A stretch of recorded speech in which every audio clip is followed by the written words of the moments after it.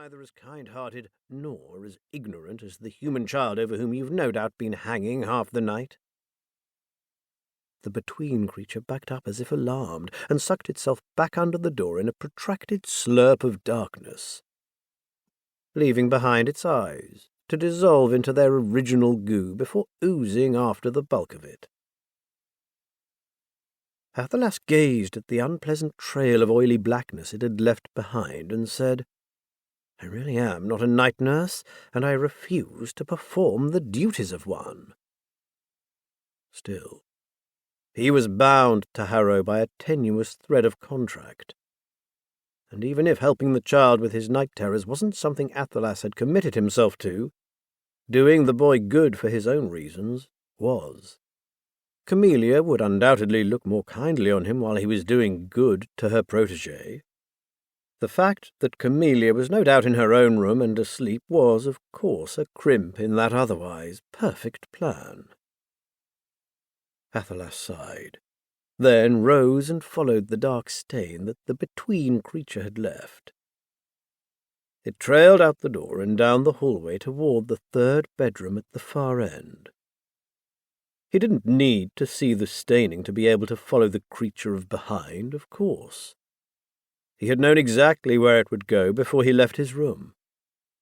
Still, he walked fastidiously along the side of the trail in his slippered feet, unwilling either to soil his soles or grind the muck into Camelia's carpets.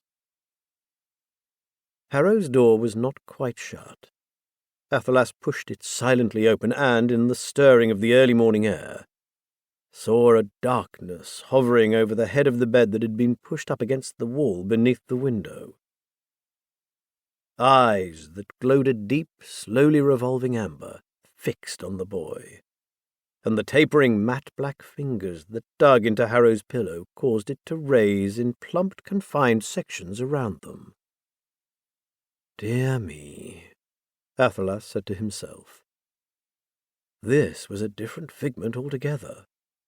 Where the first had gone he had no idea.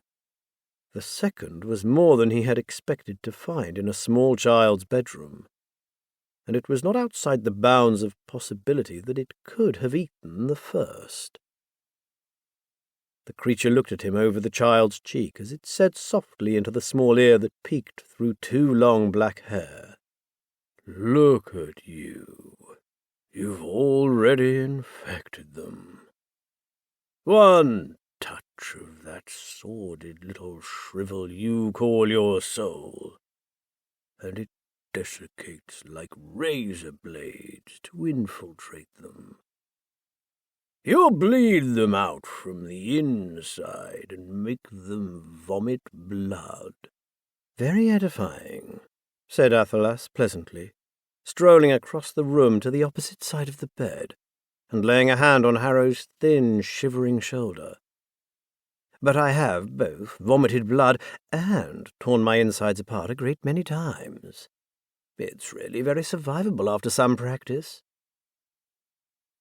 The amber eyes roamed over him, and Athelas felt their notice deep within his bones, a prickling of attempted terror through his entire skeleton. It felt as though the creature was summing him up, and perhaps it was. After a few moments, the toothy mouth said in a deep voice, "Your soul is as black as coal." "Oh, at least," agreed Athelas. "And yet I'm more than a match for something like you, I think you'll find." It laughed at him. "If you save the human boy from me, who will save him from you?" "I've no doubt that my very estimable housekeeper is intending to perform that function," Athelas told it amiably. "After all, what will it matter to you? You'll be gone before any such problem arises." The amber gaze grew cold and angry, but the creature didn't again reply. Instead, it turned eyes full of malice onto Harrow and widened its toothy mouth into what was almost a grin.